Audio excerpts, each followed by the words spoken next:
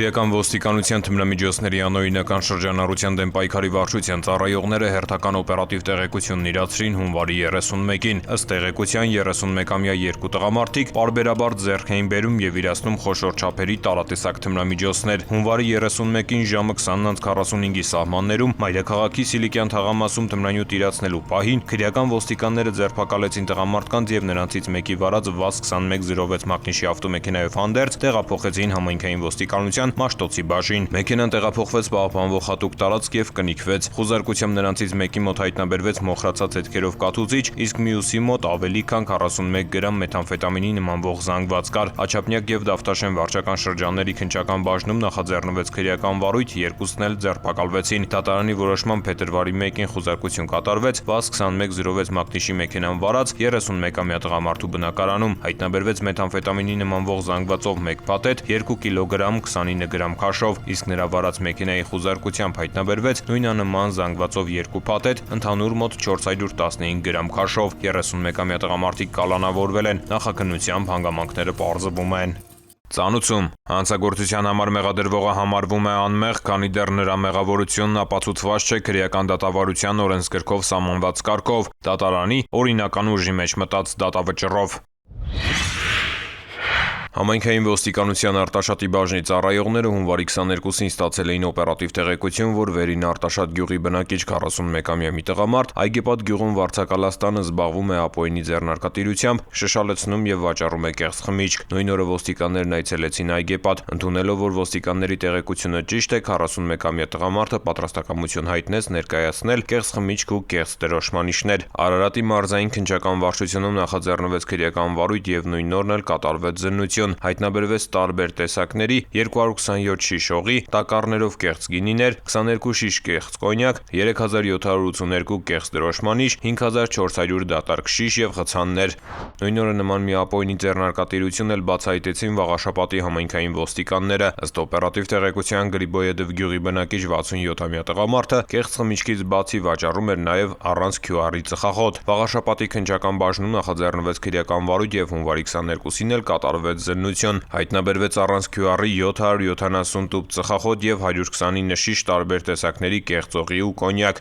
Նման մի օպերատիվ տեղեկություն էլ Վաղաշապատի համայնքային ոստիկանները ստացան հունվարի 22-ին։ Ըստ տվյալի Էջմիածնի Տիգրան Մեծի փողոցի բնակիչ 39-ամյա տղամարդն էր զբաղվում ապօրինի ձեռնարկատիրությամբ, պատրաստում եւ իրացնում էր կեղծ խմիչք։ Նույն օրը ոստիկաններն այցելեցին տղամարդուն։ Նա ընդունեց, որ նկուղում ունի կեղծ խմիչքներ, որոնք պատրաստ են ներկայացնել։ Նախաձեռնված քրեական վարույթի շրջանակում կատարված զննությամբ հայտնաբերվել է 22 շիշ կեղծ օղի եւ մեծ քանակի դատարկ շշեր։ 3 դեպքով էլ նախաքննությամբ հանգամանքները պարզվում են։ Ծանուցում հանցագործության համար մեղադրվողը համարվում է անմեղ, քանի դեռ նրա մեղավորությունն ապացուցված չէ քրեական դատավարության օրենսգրքով սահմանված կարգով, դատարանի օրինական ուժի մեջ մտած դատավճռով։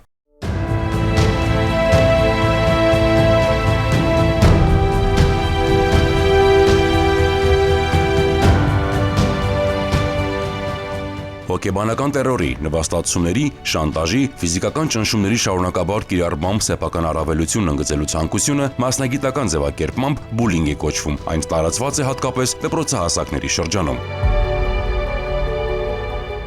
Անցած տարվա հոկտեմբերին օրենսդիրը ընդունեց երեխաների իրավունքների եւ երեխայի պաշտպանության համակարգի մասին օրենքը։ Առաջին անգամ տրվեց բուլինգի սահմանումը, որը բռնության տեսակ է, նաեւ ամրագրվեց երեխայի նկատմամբ բուլինգն արգելված է։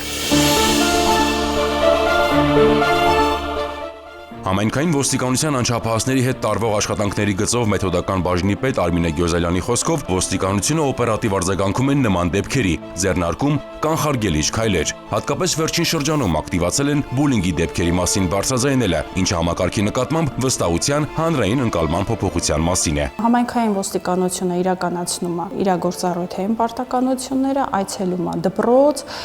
եւ այդտեղից սկսվում է իր աշխատանքը։ Երևանի 177 հիմնական դպրոցի տնօրենի ժամանակավոր պաշտոնակատար Էվելինա Մանգասարյանը պատմում է, որ 1000-ից ավելի աշակերտ ունեցող դպրոցում եղել են բուլինգի դեպքեր եւ համայնքային ոստիկանության հետ համագործակցված աշխատանքի արդյունքում խնդիրը հարթվել է։ Մենք մշտապես համագործակցություն ենք ունենում համայնքային ոստիկանության հետ, դե իրականում դպրոցը բավականաչափ մեծ է, աշակերտաթիվը բավականին շատ է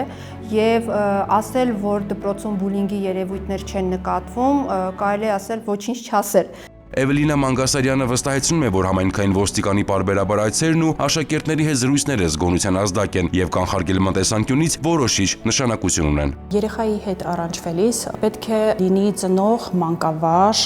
հոգեբան եւ իրավապահ համակարգի փոխհամագործակցված աշխատանք։ Դպրոցի հոգեբան Քրիստինե Ալեքսանյանն իր պրակտիկայում բազմաթիվ նման դեպքերի է առնչվել։ Ասում է, ոչ միայն պետք է աշխատել բուլինգի ենթարկված անչափահասի, այլ նաեւ բուլինգի ենթարկողի բուլերի հետ։ Բուլինգի բացահայտման եւ վերհանման համար շատ կարեւոր է դպրոցի դռնապանից մինչեւ դպրոցի տնօրենը, որպեսզի իրազեկված լինեն բոլոր դրսևորումներին։ Տարիների ընթացքում ունեցել ենք այնպիսի դեպքեր, որոնք որ ավելի իրավական խախտման դաշտն են տարել եւ այս պարագայում բնականաբար մենք համատեղ աշխատում ենք նաեւ ոստիկանության հետ։ Երեխայի լավագույն շահերը պահանջում են, որ բուլինգի մասին բարձրաձայնեն, ոչ թե թաքցնեն, հատկապես որ օրենքը թույլ է տալիս գաղտնի պահել տուժողի անունը։ Շատ կարևոր է ծնողներին լսել, բարձրաձայնել, չթաքցնել, դիմել ոստիկանություն, որովհետև մենք այդ պահին միանշանակ պետք է մտածենք երեխայի հոգեկան վիճակի մասին, որովհետև բուլինգը ինքնին մանկության տրավմա է։ Ներքին գործերի նախարարության ոստիկանությունը հորդորում է հասարակությանը բարձրաձայնել խնդրի մասին, որպեսզի կանխարգելիչ աշխատանքները, միջոցառումները ավելի պատշաճ իրականացվեն։ Բուլինգի վաղ հայտնաբերումն ու կանխումը, աջակցող միջավայրն ու հոգատար վերաբերմունքը կարող են վերականգնել երեխայի կորցրած վստահությունը։ Պետք է հիշել, որ բուլինգի բոլոր դրսևորումները քրեորեն պատժելի են։ Ներքին գործերի նախարարության ոստիկանությունը շարունակելու է բացահայտել բուլինգի ցանկացած դեպք, իրականացնել իրազեկման աշխատանքներ, ապահովելով առավել անվտանգ միջավայր ձեր եւ ձեր երեխաների համար։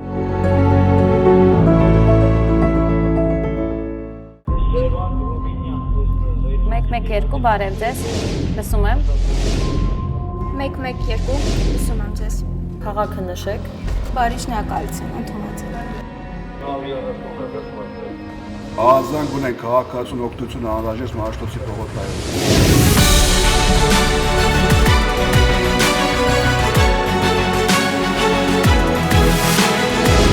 1-1-2 մեկ զանգ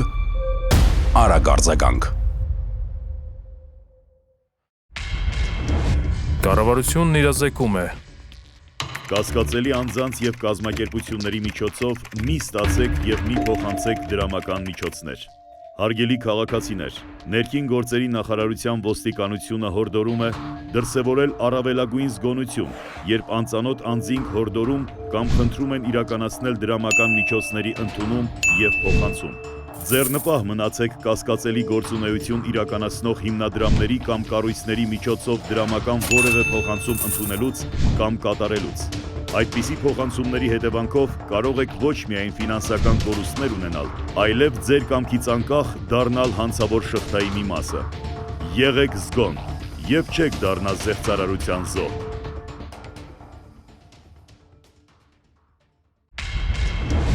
Կառավարությունն իրազեկում է։ Հայաստանի Հանրապետության ներքին գործերի նախարարության ոստիկանությունը հորդորում է.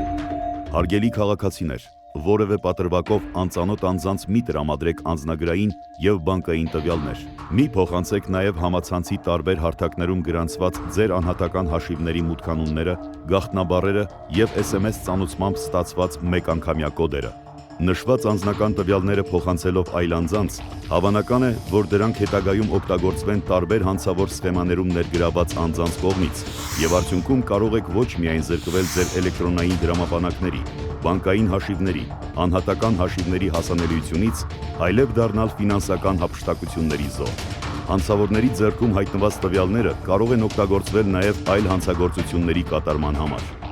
Եղեք զգոն, պահպանեք ձեր անձնական տվյալները։